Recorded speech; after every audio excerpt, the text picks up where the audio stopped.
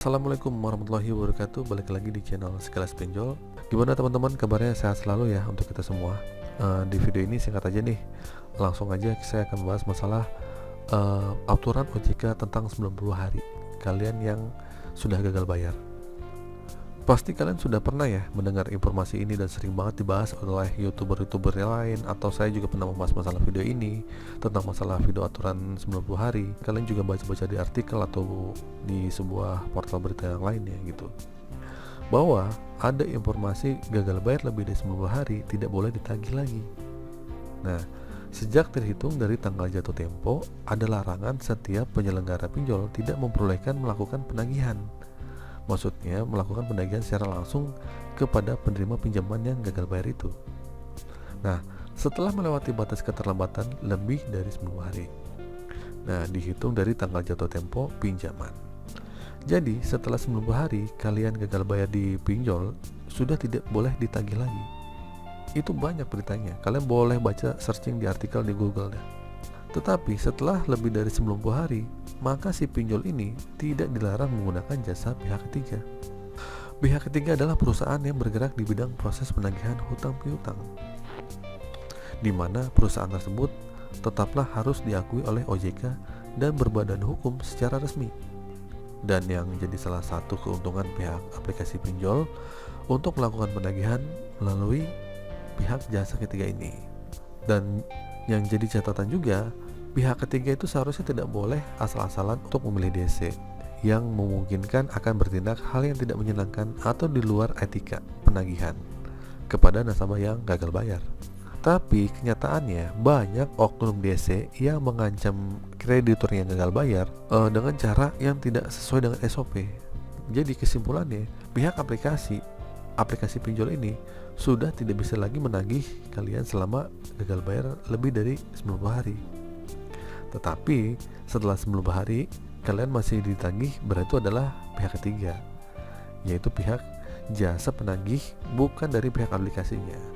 Dan mereka tidak pernah membuat kita tenang nih, pihak ketiga ini, karena mereka akan mengancam terus-menerus nih selama kalian masih bisa dihubungi. Bahkan ya, dari kalian telat 1 bulan aja atau 2 bulan, itu sudah ada yang mengatasnamakan dari pihak ketiga. Karena ciri-cirinya pihak ketiga itu penagihannya kasar, penagihannya tuh intimidasi banget. Pokoknya penagihannya gak sesuai SOP lah. Dan mereka akan menggunakan berbagai macam cara lah agar bisa melunasi hutang kalian. Kalau diancam atau diteror mah kalian udah pasti lah ya. Kita juga udah tahu ya, dan umum di saat gagal bayar di aplikasi pinjaman online itu pasti akan menerima ancaman-ancaman. Tapi coba kalian perhatikan baik-baik ya. Biasanya mereka mengancam kalau sampai hari ini tidak bayar, maka kalian akan dialihkan. Mungkin akan ditelepon kontak darurat kalian, akan dipermalukan ke teman-teman atau tetangga kalian lah. Pokoknya itu begitulah. Dan rata-rata itu hanya ancaman saja. Jadi tidak se ekstrim seperti pinjol-pinjol ilegal. Ilegal itu biasanya menghubungi kontak-kontak darurat, bahkan di luar itu, di luar kontak darurat, gitu kan parah. Dan mempermalukan dengan KTP kita disebar lah, gitu kan, kita dikatain maling lah, buronan lah, pokoknya penjahat lah, kita difitnah. Itu yang ilegal. Tapi untuk sebar data seperti pinjol ilegal itu udah pasti dilarang.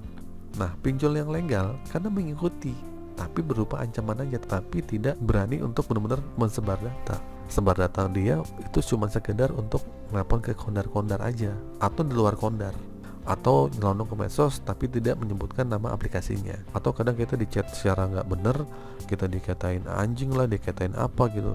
Pas ditanya dari aplikasi apa, DC itu cuma bilang, pikirlah kalian punya utang di mana. Nah, begitulah.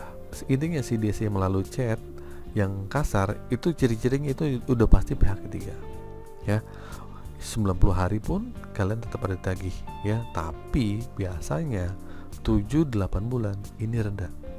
Makanya bertahan aja deh di kondisi kalian yang masih gagal bayar di awal-awal. Perbanyak kuatin mental ya, nonton video-video YouTube yang bisa bikin kalian tuh berani untuk gagal bayar.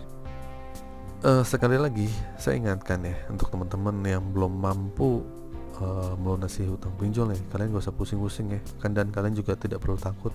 Yang gagal bayar juga bukan kalian saja, dan jutaan orang, bahkan ribuan orang yang ada di Indonesia. Jadi jangan sampai kalian ketakutan atau kalian sampai gali lubang tutup lubang untuk bayar hutang. Nah, ini akan menyebabkan semakin besar ya masalah kalian.